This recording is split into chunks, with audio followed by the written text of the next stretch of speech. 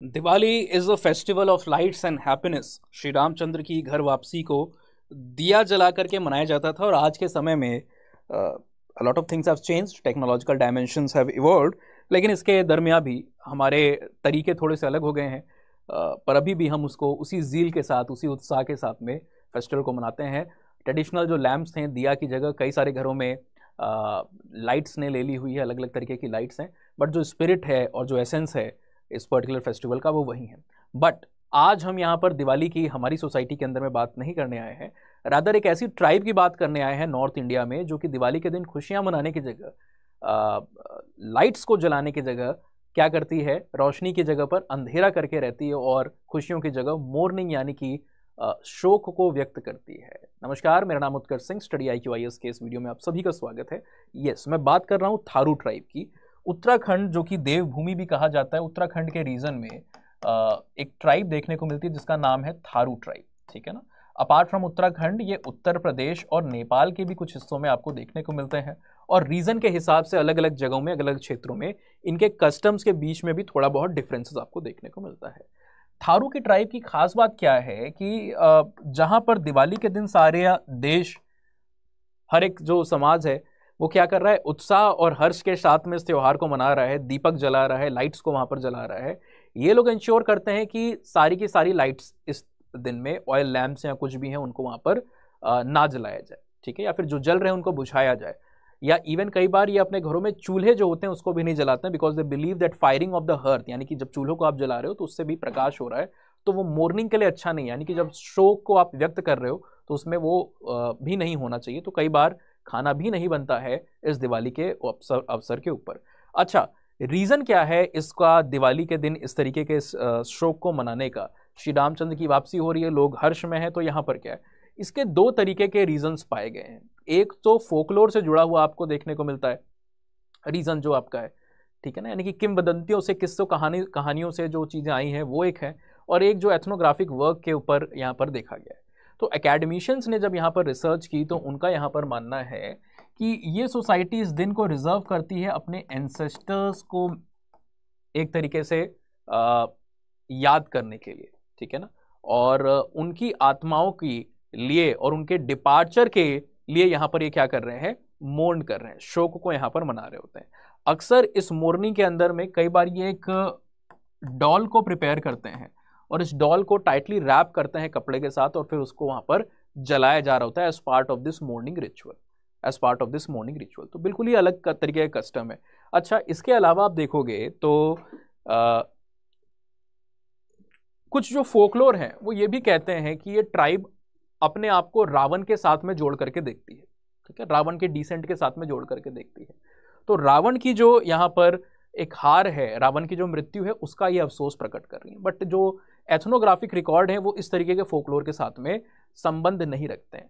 कई बार जो फोकलोर होते हैं ना, लोगों के किस्से कहानियां होते हैं, वो असली प्रैक्टिसेस या असली रीजन से थोड़े दूर होते हैं, इमेजिनरी होते हैं। जैसे उत्तराखंड में ही चमोली डिस्ट्रिक्ट के अंदर में एक आपको रूपकुंड लेक देखने को मिलती है, जिसको लेक ऑफ स्केलेटन्स भी कहा जाता है। काफ़ी हाई ऑल्टीट्यूड के ऊपर है और सर्दियों में तो पूरी लेक बर्फ से जमी होती है, बट जब गर्मियाँ आती हैं तो कई बार वो एक्सपोज होता है, सतह के ऊपर जो पानी है वो आपको नज़र आता है, और उसी के साथ साथ कई सारे जो कंकाल और हड्डियां हैं वो भी ऊपर दिखने लगते हैं।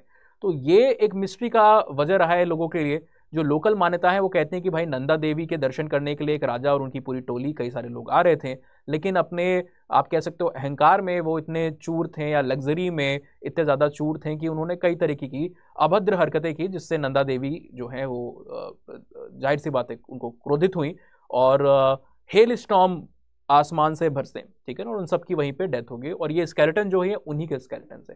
तो ये लोक मान्यता है, लेकिन जब इसके ऊपर रिसर्च की गई तो पता चला कि ये जो स्केलेटन रिमेन्स है, फॉरेंसिक एनालिसिस से पता चला कि अलग अलग समय को बिलोंग करते हैं, अलग अलग लोगों के हैं, अलग अलग रेस से आने वाले जो लोग हैं उनके ये आपको अवशेष देखने को मिल रहे हैं। तो मान्यताएं कई बार कुछ भी बिलीव करती हैं, उसके बीच में कोई सही कनेक्शन नहीं होता है। बहरहाल, इसी तरीके से कई सारे एंथ्रोपोलॉजिस्ट ने भी इसका एनालिसिस किया हुआ है। जैसे CV हाइमेंडॉर्फ, जो कि एक ऑस्ट्रियन एंथ्रोपोलॉजिस्ट हैं, भारत में सेकेंड वर्ल्ड वॉर के समय में आए थे और बहुत सारी ट्राइब्स का इन्होंने एनालिसिस किया है। ज़्यादातर इन्होंने नॉर्थ ईस्ट और साउथ की ट्राइब्स को यहाँ पर पढ़ा हुआ है, जैसे कि नागाज के ऊपर इन्होंने वर्क पब्लिश किया था, the naked Nagas and the return of naked Nagas. Apatanis के ऊपर वर्क किया था। ये नॉर्थ ईस्टर्न ट्राइब है। साउथ के रीजन में इन्होंने चेंचूस के ऊपर, राजगोंड्स के ऊपर जो वर्क है वो यहाँ पर किया हुआ था, ठीक है ना।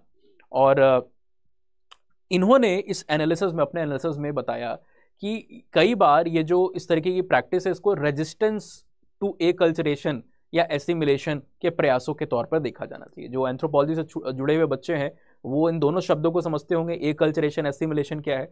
जब आप कई बार दूसरे समुदाय के संपर्क में आ रहे हो और एक समुदाय की प्रैक्टिस जो है वो आपके समाज में आ रही है, तो कई बार एक रेजिस्टेंस का अटेम्प्ट होता है कि नहीं, हम अपने कल्चर की धरोहर को और अपने यूनिक आइडेंटिटी को हम नहीं खोना चाहते हैं और आपके कल्चर के एलिमेंट को हम नहीं अपने कल्चर के अंदर में इनकॉर्पोरेट करना चाहते हैं। एनके बोस जो कि एक इंडियन एंथ्रोपोलॉजिस्ट हैं, कैलकाटा स्कूल ऑफ एंथ्रोपोलॉजी को बिलोंग करते हैं, उनका भी लगभग कुछ इसी तरीके का मत आपको देखने को मिलता है कि एक रेजिस्टेंस का ये पोर्ट्रेयल यहाँ पर कर रहा होता है और लोकल ट्रेडिशन और सेल्फ आइडेंटिटी के अफर्मेशन के लिए भी इसका इस्तेमाल हो रहा है।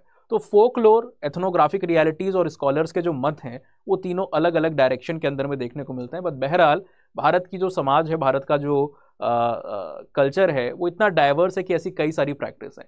इनफैक्ट इवन आप में से अगर कोई उत्तर प्रदेश के रीजन, दिल्ली एनसीआर के रीजन के आसपास है, तो एक गांव है यहाँ पर एनसीआर के रीजन में, नोएडा के पास में, ग्रेटर नोएडा के पास में, जिसको बिसरक कहते हैं। बिसरक के अंदर में भी आप देखोगे लोग का क्या बिलीव है, वो रावण की दशहरे के दिन रावण दहन नहीं करते हैं। इनफैक्ट वो भी वहाँ पर क्या करते हैं, मॉर्निंग करते हैं, शोक मनाते हैं, ठीक है ना। तो कई सारी ऐसी प्रैक्टिसेस आपको साउथ में, उड़ीसा के रीजन में, बाकी जगहों पे देखने को मिलता है जहाँ पर लोग मिथिकल या फिर जो ये फिगर्स हैं, ठीक है ना, चाहे वो किसी देवता की बात की गई हो, चाहे वॉरियर्स की बात की हो, चाहे अशुरों की बात की, लोग उनसे अपने संबंध को जोड़ते हैं। अच्छा, थारू ट्राइब तो उत्तराखंड में, इसके अलावा एक और ट्राइब यहाँ पर आपको उत्तराखंड में देखने को मिलती है, खासा। खासा का भी सिस्टम थोड़ा इंटरेस्टिंग है। खासाज अपने आप को पांडवास के डिसेंडेंट्स मानते हैं, जो महाभारत के पांडव हैं उनके डिसेंडेंट मानते हैं, और इसीलिए वो उनकी तरफ पॉलीएंड्रस टाइप ऑफ मैरिज को करते हैं, फ्रेटर्नल पॉलीएंड्री, जहाँ पर एक स्त्री के कई सारे जो हस्बैंड होंगे वो होंगे और ये हस्बैंड आपस में ब्रदर्स होंगे। तो सिंस वो अपने आप को मानते हैं कि हम पांडवास के डिसेंडेंट हैं, तो हमें उनकी तरह ही ट्रेंड को फॉलो करना चाहिए। तो भारत का कल्चर अपने आप में कई सारी जो विविधताएं हैं, है ना, उनको समेटे हुए, और हम कई बार इनकी बात करते हैं। दिवाली के ऊपर बात हो रही है तो एक और स्कॉलर का यहाँ पर वर्क डिस्कस करना काफ़ी इंपॉर्टेंट हो जाता है, and that is the work of मैकिम Marriott. मैकिम Marriott साहब जो आपके हैं, ये बेसिकली एक शिकागो स्कूल ऑफ एंथ्रोपोलॉजी के स्कॉलर हैं, और शिकागो स्कूल ऑफ एंथ्रोपोलॉजी को लीड करने वाले एक मेजर फिगर जो रहे, उसके एक प्रोपोनेंट, फोर फादर कहे जाते हैं, वो है रॉबर्ट रेडफील्ड। तो मैकिम मेरियट भारत के अंदर में आते हैं मिड 20th सेंचुरी में, और किशनगढ़ी का जो गांव है उत्तर प्रदेश में, उसको स्टडी करते हैं। और इन्होंने एक कंट्रीब्यूशन दिया, एक थ्योरेटिकल कंट्रीब्यूशन है इनका। ये दो तरीके की प्रैक्टिसेस को बताते हैं जिससे कल्चर के एलिमेंट इधर से उधर जा रहे होते हैं, ठीक है ना, डिफ्यूज करते हैं या परपिचुएट करते हैं एक जगह से दूसरे जगह के अंदर में। एक है यूनिवर्सलाइजेशन और दूसरा है पैरोकलाइजेशन, ठीक है ना। तो इन्होंने कहा दो तरीके की सोसाइटीज है, ग्रेट ट्रेडिशन है और एक लिटिल ट्रेडिशन है। Little tradition represented by the tribal people, great tradition जो मेन स्ट्रीम कम्युनिटीज हैं, हिंदूज वगैरह, उनके द्वारा रिप्रेजेंट की जाती है। इन्होंने कहा कि इनके बीच में एक कल्चरल एक्सचेंज आपको चलते हुए देखने को मिलेगा, इंटरैक्शन देखने को मिलेगा मोर और लेस, और उसको बताने के लिए उन्होंने दो कंसेप्ट का इस्तेमाल किया, एक यूनिवर्सलाइजेशन, एक पैरोकलाइजेशन। यूनिवर्सलाइजेशन को ही कह रहे हैं कि कई बार लिटिल ट्रेडिशन की कुछ प्रैक्टिसेस होती हैं, ये ग्रेट ट्रेडिशन के अंदर में जाकर के उनके स्क्रिप्चर्स में अपनी जगह बना पाती हैं, है ना। यानी कि इनका क्या है, एक अपवर्ड इवोल्यूशन हो रहा है, अपवर्ड इवोल्यूशन हो रहा है, और ये जाकर के ग्रेट ट्रेडिशन के अंदर में इंटीग्रेट हो जा रही है। इस फिनोमेना को ये क्या कहते हैं, यूनिवर्सलाइजेशन का फिनोमेना कहते हैं, ठीक है ना। दूसरी ओर ग्रेट ट्रेडिशन के कुछ एलिमेंट हैं, वो अपने एसेंस को क्या करते हैं, खो देते हैं, और लिटिल ट्रेडिशन के अंदर में जाते हैं, या लिटिल ट्रेडिशन के प्रैक्टिसेस में, उनके कल्चर के अंदर जब इनकॉर्पोरेट होते हैं, तो वो अपने कॉन्टेक्स्ट और मीनिंग को भी कई बार खो देते हैं। इसको इन्होंने कहा कि ये क्या है, ये डाउनवर्ड डिवोल्यूशन है ना, जहां पर कई बार अर्थ का अनर्थ होता हुआ देखने को मिलता है, और इस प्रैक्टिस को इन्होंने क्या कहा, पैरोकलाइजेशन था। और इन्होंने कई सारे ऐसे एग्जाम्पल भी दिए, ठीक है ना। जैसे गोवर्धन पूजा की बात करते हैं कि गोवर्धन पूजा या जो नवरात्रि है, वो ट्राइबल कल्चर में जब जाती है उनका कॉन्टेक्स्ट बदल जाता है। गोवर्धन, जहां पर गौ और वर्धन का जब आप बाइफरकेशन करोगे तो गौ कैटल के लिए, गाय के लिए इस्तेमाल होता है, वर्धन वर्ड जो है वो प्रोटेक्टर के तौर पे यूज होता है। तो गोवर्धन के आइडिया में आप कृष्ण की पूजा करते हो बिकॉज वो प्रोटेक्टर ऑफ कैटल या काऊ हैं, है ना। लेकिन जब ये प्रैक्टिस किशनगढ़ी में जाती है लिटिल ट्रेडिशन के बीच में, जो फोक सोसाइटीज़ हैं, ट्राइबल सोसाइटीज़ हैं, रूरल सोसाइटीज़ हैं, तो वहाँ पर कई बार इसका अर्थ, कॉन्टेक्स्ट, मीनिंग टोटली ट्रांसफॉर्म हो जाती है और अपने एसेंस को खो देती है। और गोवर्धन से वो गोवर्धन हो जाता है, ठीक है ना, जहाँ पर काउ डंक की हीप को, काउ डंक को एक फॉर्म ऑफ वेल्थ के तौर पर या उसको कल्चरल मीनिंग प्रोवाइड कर रहे हैं और उसके एक हीप को पहाड़ की तरह बना करके उसकी वहाँ पर वर्शिप की जा रही है। इसी तरीके से नवरात्रि का नवरत्न पूजा वहाँ पर आपको होते हुए देखने को मिलेगा, जहाँ पर नवरात्रि में 9 गॉडेस की पूजा आपको देखने को मिलती है, 9 अलग अलग रात्रियों में, 9 अलग दिन तक। यहाँ पर क्या है, एक सिंगल गॉडेस जो है नवरथी, उनकी वहाँ पर पूजा की जा रही है। तो क्या है, पैरोक्लाइजेशन, इन्होंने इसको कहा है कि ये जो एलिमेंट लिटिल ट्रेडिशन के अंदर में है, ये बोरोड है, ये कहाँ से आए हैं, ग्रेट ट्रेडिशन से आए हैं। और इस जर्नी के अंदर में, इस पैरोक्लाइजेशन की जर्नी के अंदर में इन्होंने अपना मीनिंग और कॉन्टेक्स्ट को कई बार खो दिया है, बिकॉज सिंपल सोसाइटीज या जो ट्राइबल सोसाइटीज है, फोक सोसाइटीज है, वो मीनिंग और कॉन्टेक्स्ट के ऊपर उतना एम्फेसाइज नहीं करती हैं। एक और इसका एग्जांपल आप ले सकते हो सिंपल समझने के लिए, कि जो विजडन का एक आर्टिकुलेटेड क्रिकेट का खेलने का तरीका है, उनकी जो बुकलेट्स हैं, उनके जो स्टैंडर्ड्स हैं, विकेट ऐसा होना चाहिए, फील्ड इतने गज की होनी चाहिए, जब ये आपके घरों तक आता है, ये जब गलियों तक जाता है, तो गली क्रिकेट में दीवार जो होती है वो कई बार विकेट बन जाती है, कपड़े धोने की जो थापी होती है वो कई बार बैट बन जाती है, और जो रिक्वायरमेंट है 22-24 गज की, वो कई बार ज़्यादा या कम आपको देखने को मिलेगी, और अपने खुद रूल होते हैं। तो वो भी क्या, एक पैरोक्लाइजेशन है ना। लाइकवाइज अपोजिट की एक प्रोसेस चल रही है जिसको क्या कहते हैं, यूनिवर्सलाइजेशन कह रहे हैं, जहाँ पे लिटिल ट्रेडिशन के कुछ एलिमेंट जा रहे हैं और एंटर कर रहे हैं ग्रेट ट्रेडिशन के अंदर में।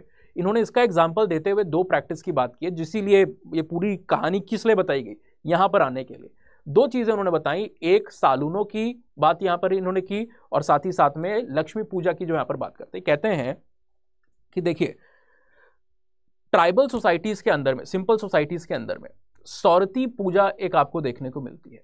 हमारे कल्चर के अंदर में जो लक्ष्मी पूजा दिवाली पे होती है, दैट इज इंस्पायर्ड और it trace its roots from that practice only, है ना।